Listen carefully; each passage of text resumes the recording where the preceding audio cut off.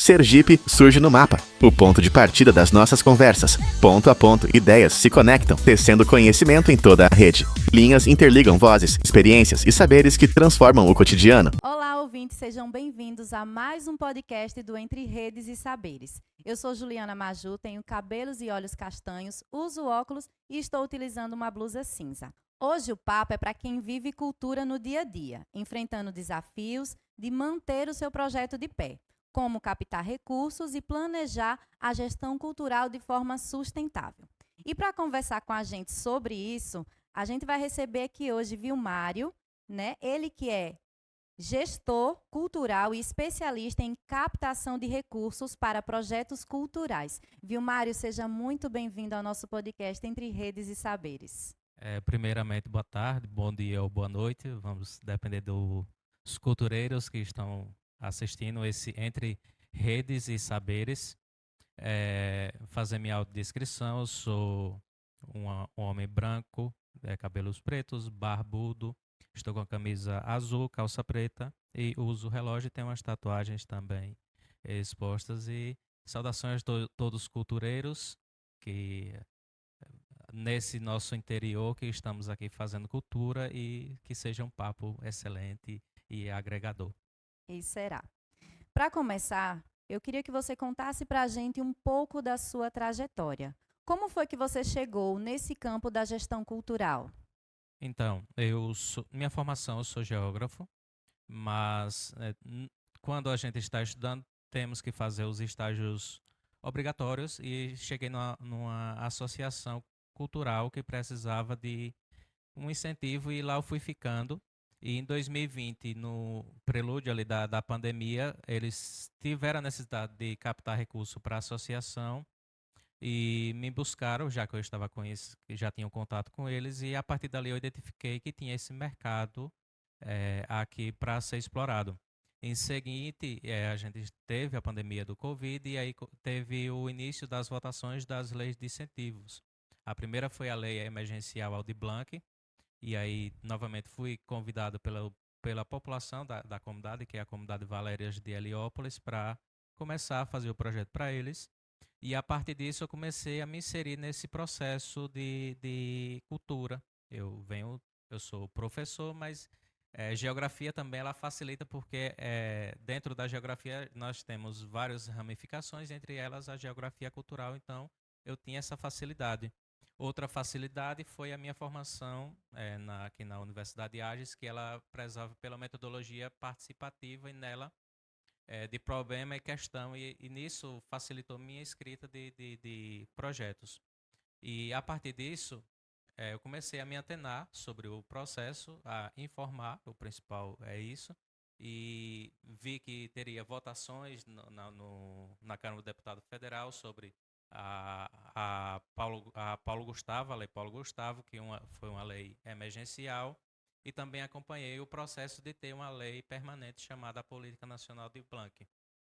Nesse sentido, eu comecei a antecipar, já que eu sabia que em algum momento ia chegar essa necessidade de uma pessoa captando recurso, eu comecei a me antecipar e, como tudo, não faz sem conhecimento, sem estudo, e aí eu comecei a fazer cursos de capacitação.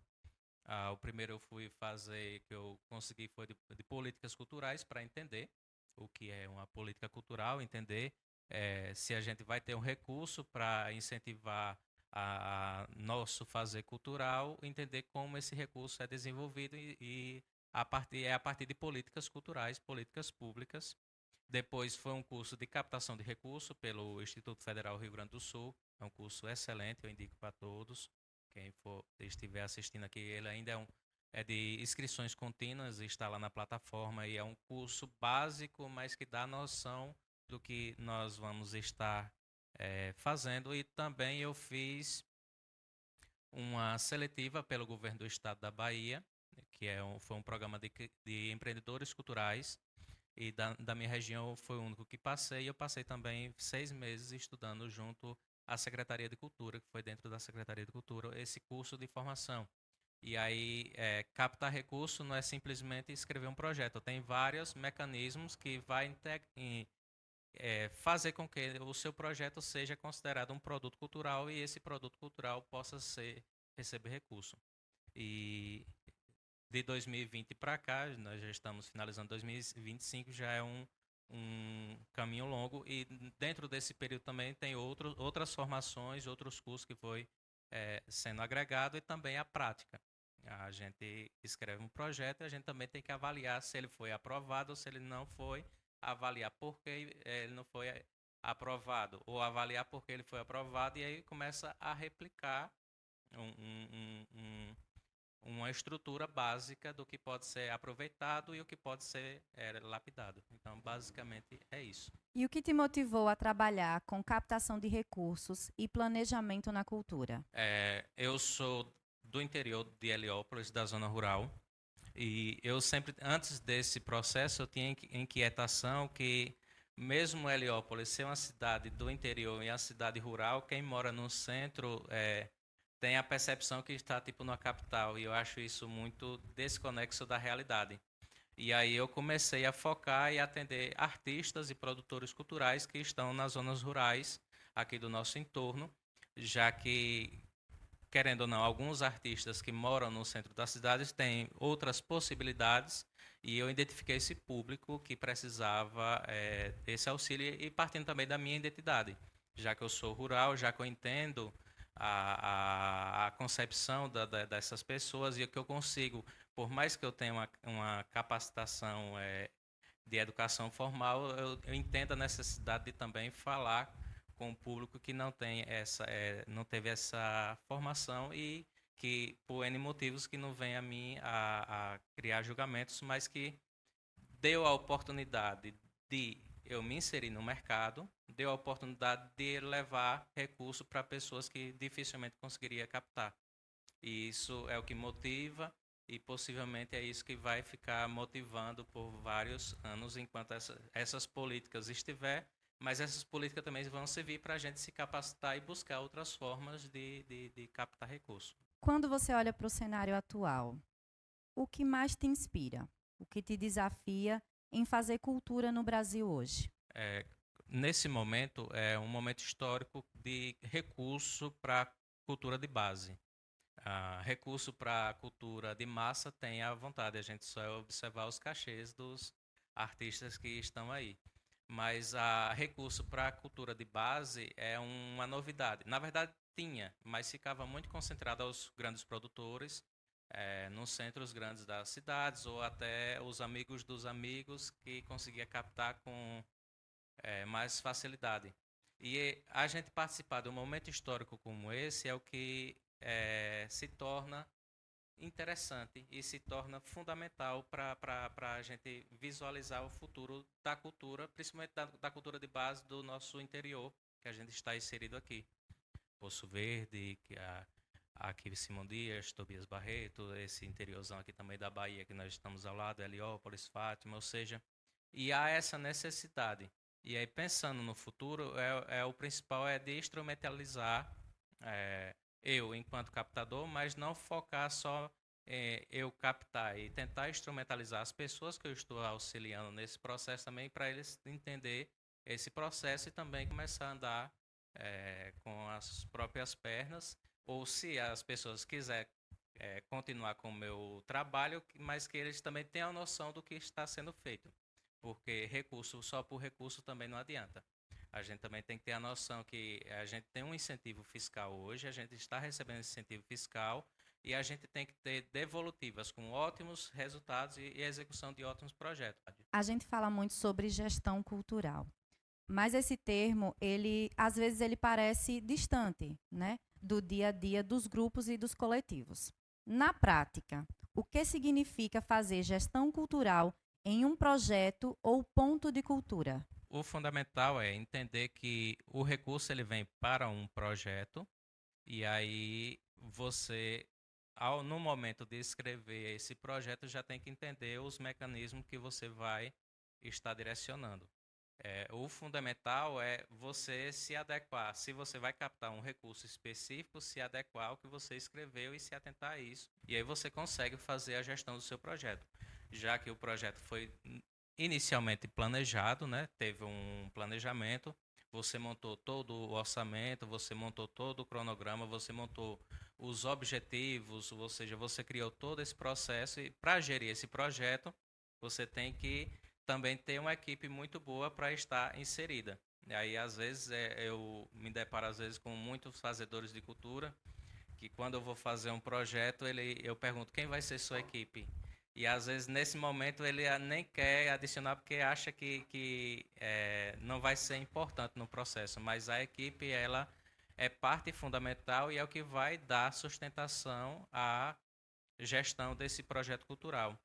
Outro ponto importante também é você compreender, se você for um artista independente, a concepção de produto cultural é uma, se você for uma instituição ou coletivo com ou sem CNPJ, você tem que pensar que a sua atuação é durante os 12 meses do ano. Então, aí parte de um planejamento mesmo de sua estrutura organizacional. Se você tem uma associação, janeiro você tem que criar um planejamento de atuação da sua associação. Se você chegou a dezembro, você tem que ter um momento de avaliação do que foi feito durante todo esse ano. Isso é o mínimo de gestão, vamos dizer, empresarial, mas isso seria só o mínimo. Mas se você é um produtor cultural individual, você tem que pensar o que você pode fazer durante todo esse ano. Você capta um recurso para não só pegar um recurso mensal e acabar. Você é artista durante todo o ano, tem que pensar também essas possibilidades. E aí insere a gestão e, como qualquer coisa, é estudar. Se você não estudar, tem que contratar uma pessoa que tenha um mínimo de capacidade. É um contador, é um gestor, é alguma coisa para se inserir para ter um resultado significativo.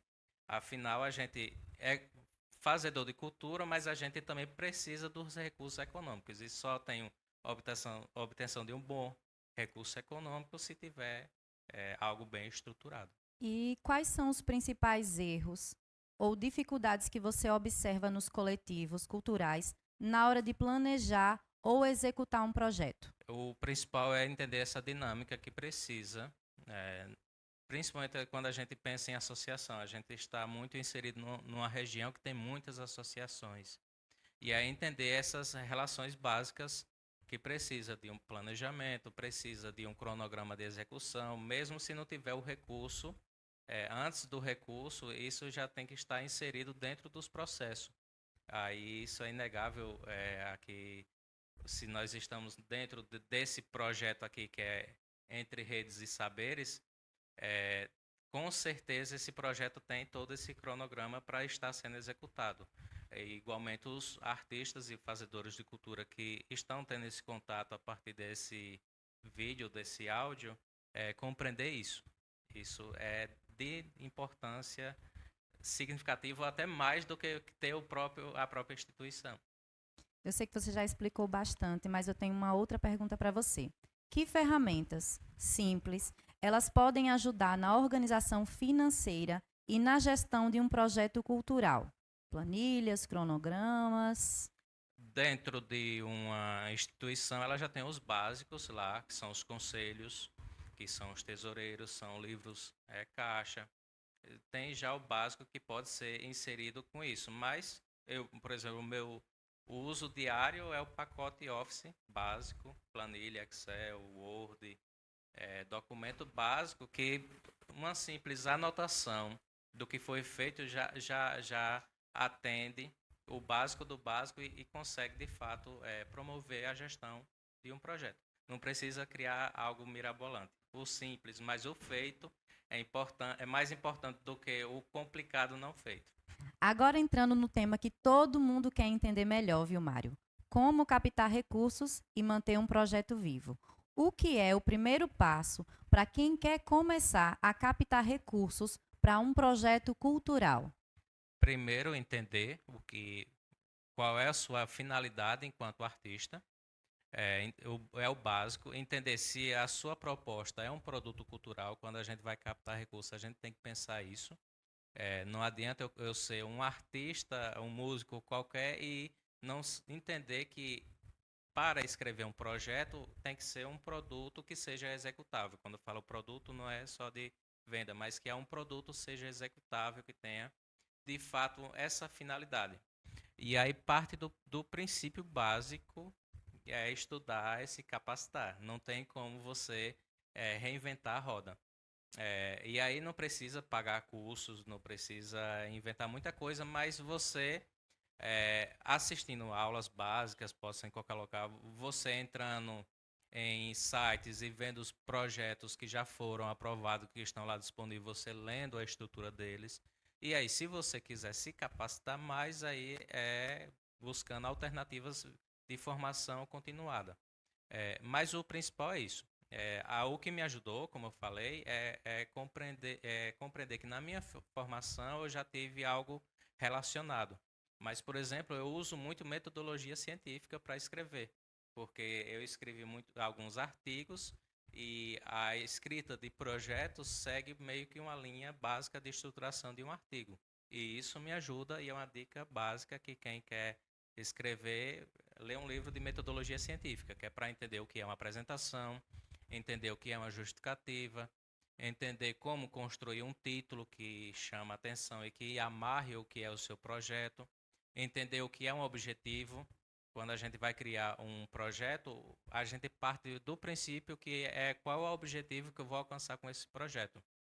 Se a gente saber o que é o objetivo desse projeto, a gente consegue fazer as metas, quantas pessoas eu vou alcançar, o que eu vou passar, ou seja, partindo desses princípios básicos que você consegue realizar a captação de recursos. E o principal também que eu insiro aqui nesse contexto é não desmotivar se o projeto não for aprovado, porque a gente está também concorrendo com outras pessoas. A gente tem que entender que quando o nosso projeto é avaliado, ele é avaliado pela qualidade da escrita, mas também ele é subjetivo. O avaliador também ele vai estar avaliando na subjetividade. Ele está ali propenso a gostar do seu projeto ou não, mesmo que tenha lá o barema de notas. Algumas notas são subjetivas. A gente tem que pensar que artistas estão aí há mais anos, que ele tem um portfólio cultural melhor. Ou seja, a gente tem que pesar também. Se o projeto não for aprovado, não é porque eu não sou péssimo captador ou sou péssimo para escrever projeto. E é uma constância. Escrever, tentar, fazer várias tentativas e ir aprimorando nesse processo. Mas não foge de se capacitar. Se você quer captar recurso, e é constante, porque os editais, cada edital é específico, tem suas diferenças. Se você só ficar focado, esse edital é dessa forma, chega um edital diferente e você vai se complicar, porque às vezes um pede uma coisa, outro outra, e você tem que saber o que é isso. As leis são diferentes, por exemplo, a Política Nacional de Blanc é focado na execução cultural, a Lei Rouanet é focada na execução financeira, ou seja, todos esses projetos têm suas diferenças e só consegue identificar com o tempo também de atuação dentro desse processo. Isso é muito importante. E o foco, a constância e saber que está competindo com várias pessoas. Quando a gente vai falar de captação de recursos, também é uma competição, não tem como fugir disso. Viu, Mário? Além dos editais públicos, que outras formas de financiamento ou parcerias culturais você acredita que ainda são pouco exploradas? Cito o meu exemplo, o primeiro mesmo que eu fiz foi a captação via vaquinha, as chamadas vaquinhas online. Foi o primeiro recurso que eu captei para a construção de uma biblioteca comunitária e a gente partiu disso. E ele não é tão explorado para projetos culturais aqui no nosso interior, as vaquinhas online. Nós vamos ter os editais que são fixos, e aí pode ter a Lei Rouanet, citando, vamos ter os editais municipais, os estaduais, as leis de incentivos, recursos destinados de emendas parlamentares. Você também pode, como agente cultural, fazer eventuais eventos de captação, e aí você pode colocar cotas de patrocínio. Ou seja, é uma gama gigante quando você estrutura seu projeto e estrutura sua organização para captar o recurso. E aí parte de você, lá como eu falei lá no início, em janeiro, quando for criar seu planejamento, você já começar a estruturar o que pode entrar de recurso durante todo o ano. Sustentabilidade financeira é uma palavra muito usada, mas difícil de explicar, né? O que significa, na prática, ter um projeto cultural sustentável? Na minha concepção, é entender que o projeto ele não é pontual.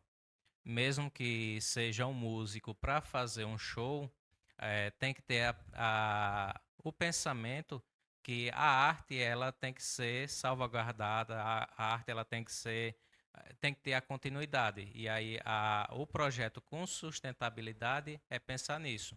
Aí eu aqui cito o exemplo do que é feito com a Cactus. A Cactus ela organiza durante só junho ou julho ali no máximo as apresentações de quadrilhas, mas ele tem todo um processo de formação durante todo o ano e esse espaço que a gente está fazendo aqui também faz parte do projeto deles, ou seja, isso é o que demonstra ter uma sustentabilidade do projeto. É pensar no que pode ser feito hoje, mas também no que pode ser estruturado futuramente, e isso facilita ao que é o tema proposto nessa conversa que nós estamos aqui, a captação de recursos.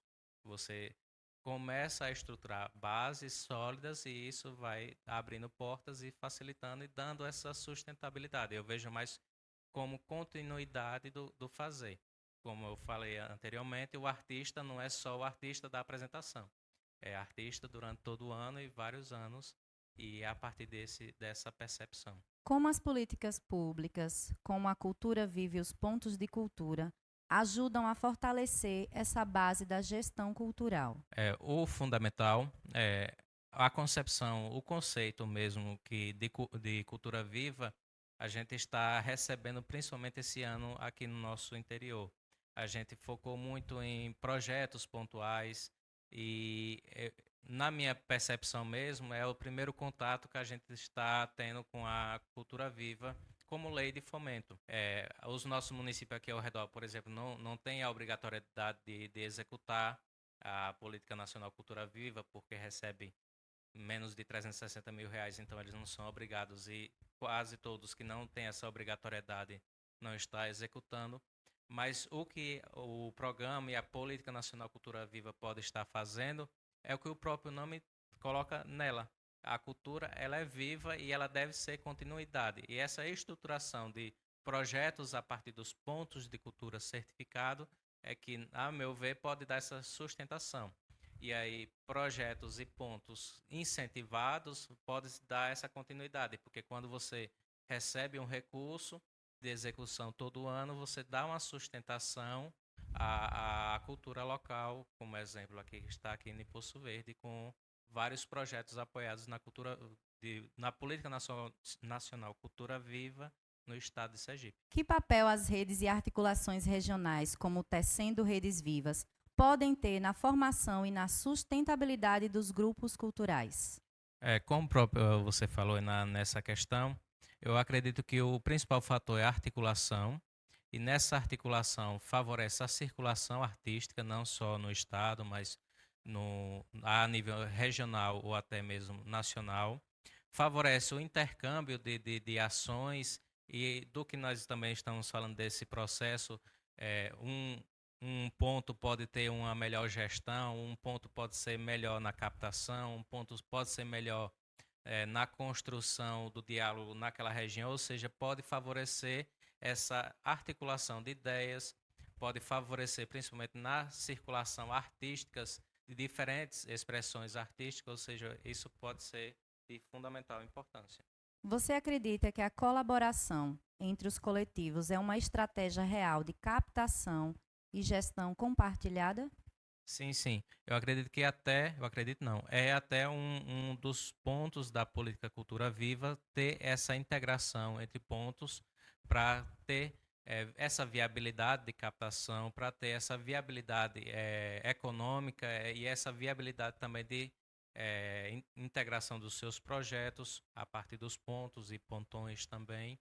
Então, tudo isso é um contexto fundamental. Foi um papo muito proveitoso, viu? Muito obrigada. Para fechar nosso papo, eu queria te pedir uma reflexão pessoal. Então, como eu falei no início, a gente está aqui no interior, a gente está muito ligado à cultura rural e nós, fazedores de cultura, ou quem está na gestão e na captação de recurso, entender esse nosso contexto e não fugir da nossa realidade, mas também um ponto que eu abordei aqui é entender que o recurso vem, ele está pautado, pelo menos a Política Nacional de Blanc até 29, pode ser estender até 2030, e a gente não ficar só focado nesses recursos financeiros. Aproveitar esse momento para estar se capacitando, aproveitar esse momento para entender o que é as políticas culturais de incentivo e quando essas políticas, como elas estão estabelecidas, que a gente sabe que podem mudar a qualquer momento, acabar, a gente não ficar sem esse incentivo fiscal porque só ficou esperando receber o recurso. Então a gente também tem que aproveitar esse momento para começar a explorar, começar a entender esse processo e fazer dos nossos interiores aqui um local amplo de captação e de circulação das nossas produções. É isso. Obrigado. E que conselho, viu, Mário, você deixaria para quem está à frente de um coletivo que sonha em viver de cultura, mas ainda se sente perdido na parte da gestão e da capacitação? Buscar primeiramente as secretarias de culturas dos municípios, pode ser um ponto de partida para que as gestões municipais orientar os pontos de cultura que já estão estabelecidos aí, mas não foge de buscar a capacitação. Se não conhece ainda a fundo, buscar parceiros que já estão nesse caminho, e eu acredito que na nossa vivência enquanto fazedores de cultura, a cultura ela é muito coletiva e ela é muito aberta a estar auxiliando. Então, buscar pessoas que já estão no caminho, buscar os exemplos que estão aí e tentar fazer da sua forma também. Criar seu padrão para estar captando recursos da sua forma e na sua identidade enquanto ponto de cultura, enquanto artista individual, enquanto coletivo sem CNPJ, ou seja, também buscar a sua identidade para captar. Viu, Mário, que conselho você deixaria para quem está à frente de um coletivo, para quem sonha em viver de cultura, mas ainda se sente perdido na parte da gestão e da captação? E olhando para frente, viu, Mário, o que você imagina como o futuro de gestão cultural no Brasil? Como eu falei anteriormente, a gente tem que aproveitar esse momento para compreender da política, da Lei Aldir Blanc, da Paulo Gustavo, da Política Nacional de Blanc, que nós estamos com bastante contato agora, mas que também tinha a Lei Rouanet, que dificilmente chegava ou dificilmente chega ao nosso interior, a gente compreender esse momento, aproveitar, que eu gosto dessa palavra não no sentido negativo, mas de aproveitar o momento e se inserir, entender que nós vamos estar recebendo esse recurso e utilizar ele para nossa autoformação também e estar inserido nesse, entender também que é um mercado, a cultura ela tem suas dimensões culturais, cidadã, simbólica e econômica, e a partir disso é que a gente pode trazer ao nosso centro, o que a gente está aqui ao nosso redor, para fomentar de forma sustentável, como a gente pautou, após essas leis, ter essa captação programática, ter projetos que de fato dão essa sustentação, porque pela forma que a gente está vendo, alguns fazedores de cultura dificilmente vão começar a ter essa captação, porque outros vão estar sempre melhorando na sua formação. E isso é de fundamental importância. E como estamos aqui dialogando, a formação, a capacitação, ela vai ser a chave para o futuro na nossa região. E falando do nosso interior aqui, Nordeste baiano, Centro-Sul sergipano. Viu, Mário, muito obrigada por essa conversa inspiradora, por você ter compartilhado tantos conhecimentos aqui com a gente. Sinta-se à vontade para se despedir agora. Eu agradeço a oportunidade. É uma forma também de apresentar o que a gente está fazendo aqui no nosso interior. É uma oportunidade de trazer visibilidade a projetos que a gente está fazendo a gestão e a produção e a captação. E eu fico à disponibilidade aí para quem quiser entrar em contato. No meu Instagram Souza Vilmário, é fácil de achar, mas vários amigos que me conhecem sabem que eu sou de fácil acesso a estar trocando ideia, a estar compartilhando, e é a partir disso que a gente faz essas redes de contatos, é que a gente faz essas redes de parcerias para que consolidar a gestão e a produção cultural e que seja feita ela de forma prática, que seja ela atendendo aos objetivos, que seja ela facilitada e que traga de fato também resultados financeiros, que a gente pensa nisso também para os artistas e fazedores de cultura. Mais uma vez, obrigado por estar participando desse momento. A cultura ela floresce quando há planejamento e afeto, e esse diálogo é a prova disso. Esse foi o Entre Redes e Saberes, uma realização do projeto Tecendo Redes Vivas, conectando pessoas, identidades e saberes pelo Nordeste. Até a próxima!